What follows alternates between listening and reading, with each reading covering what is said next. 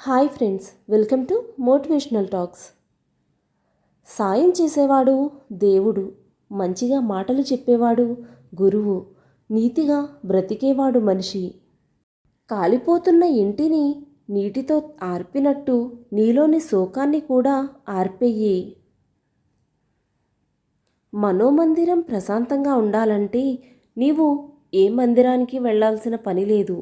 దేవుడు అన్ని చోట్ల ఉన్నాడని నువ్వు నమ్మితే నువ్వు చేసే ప్రతి పని మంచి పని, ప్రార్థనే అవుతుంది.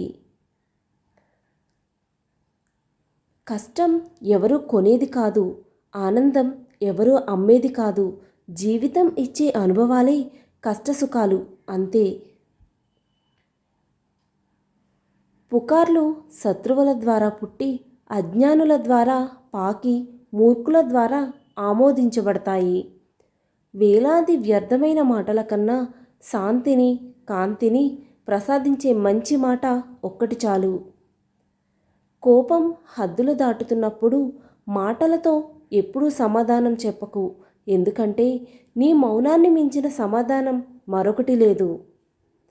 ఎవరి గురించి ఎక్కువ ఆలోచించకు, మనశ్శాంతిని దూరం చేస్తుంది. ఏమి జరిగినా దేవుడి నిర్ణయం అని భావించు, అప్పుడు ప్రశాంతంగా ఉంటావు. ఏది శాశ్వతం కాదు, నిన్ను నువ్వు ఒత్తిడికి గురి చేసుకోకు.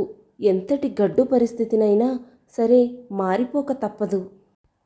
అన్ని విషయాల గురించి తెలుసుకునేలా చేసేది జ్ఞానం. ఎంతవరకు గుర్తించుకోవాలో, ఎంతవరకు వదిలేయాలో తెలిపేది వివేకం. కానీ వివేకం లేని జ్ఞానం వ్యర్థం. కష్టాలు నిన్ను నాశనం చేసేందుకు రాలేదు, నీ శక్తి సామర్థ్యాలను బయటికి తీసి నిన్ను నువ్వు నిరూపించుకునేందుకే వచ్చాయి.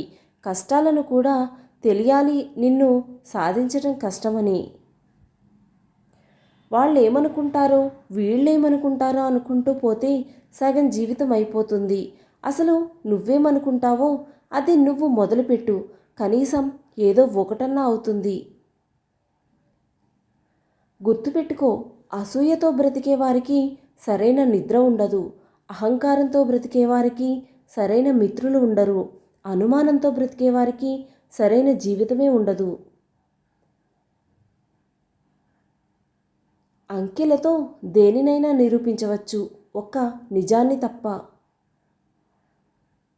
నీ ముందున్న దానిని వదిలేయి, నీ వెనుక ఉన్నదానిని వదిలేయి, మధ్యలో ఉన్నదానిని పట్టించుకోకు. అప్పుడు నీవు ప్రశాంతంగా ఉండగలవు. ఇతరులు నిన్ను రెచ్చగొట్టినా చిరాకు పడి పరుష భాషలతో సమాధానం చెప్పకు. మనుష్యుడు తన నిశ్చల మనస్సుతోటి, పూర్తి నమ్మకంతోటి ప్రయత్నం చేయకుంటే అనుకున్న లక్ష్యం సాధించలేడు. ఈ వీడియో కనుక మీకు నచ్చినట్లయితే please do like, share and subscribe to my channel.